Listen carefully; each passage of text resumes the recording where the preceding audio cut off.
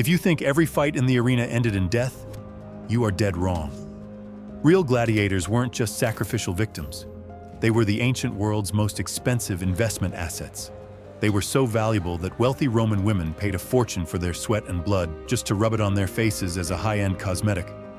These men could start their lives as chained slaves and end them as superstars more famous than the emperor himself. So contrary to the movies, why was the survival rate actually 90%? And how did this bloody industry really work? This is the real and twisted story of the gladiator. There was a simple reason for that. Gladiators were too valuable. A single gladiator was trained for months, sometimes years. That made him a serious investment. The crowd wanted death, yes, but it wasn't always required. What they truly wanted was combat.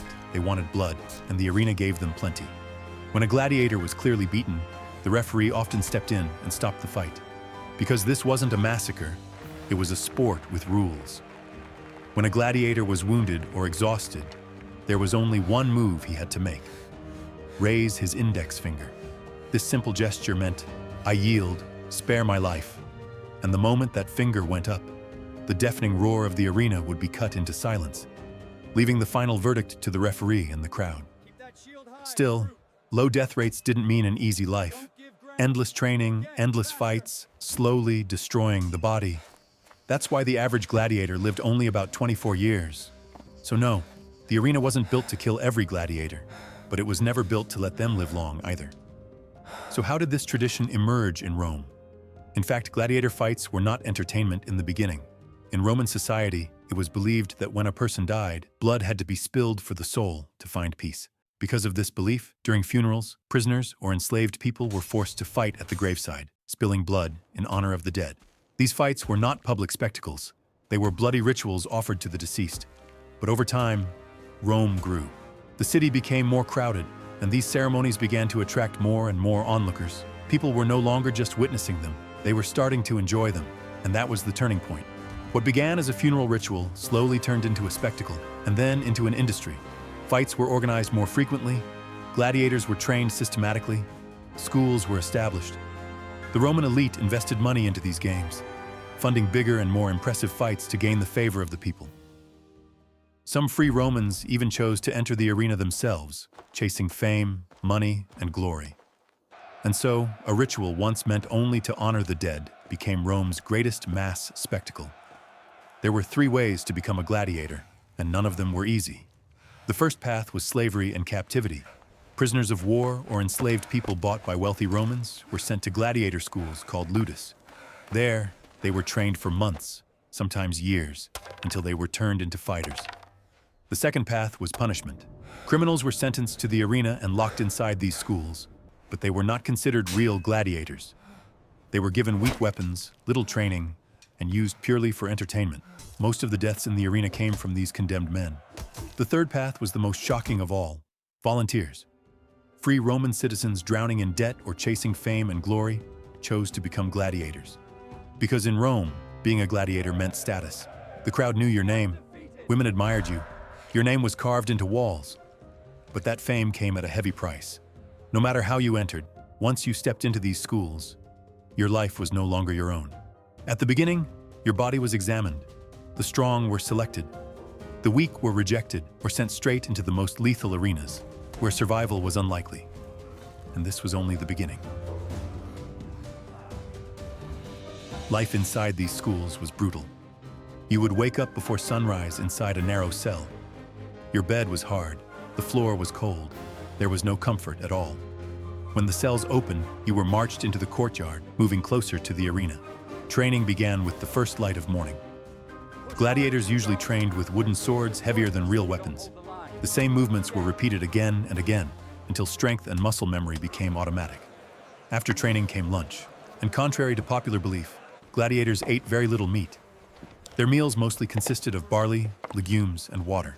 At times, speaking during meals was strictly forbidden. Every precaution was taken against escape, and in truth, escaping was nearly impossible. Very few gladiators ever managed it, and even if they did, they were easy to identify because gladiators carried permanent marks on their bodies.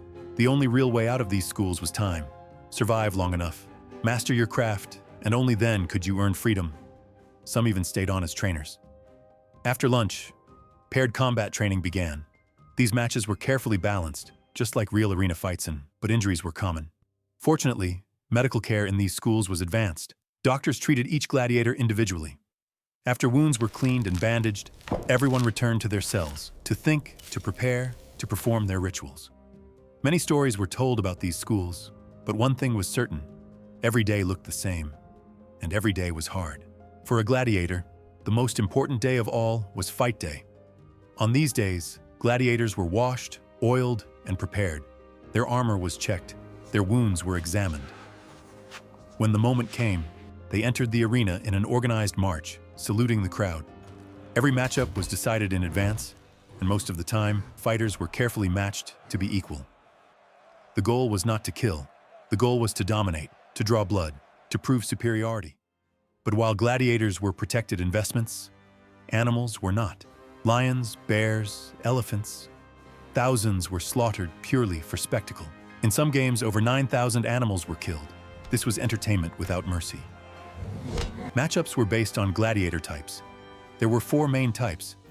The first was the murmillo, heavily armored, carrying a large shield and a short sword. They relied on strength and endurance. The second was the retiarius, lightly armored, armed with a trident and net. They fought with speed and agility.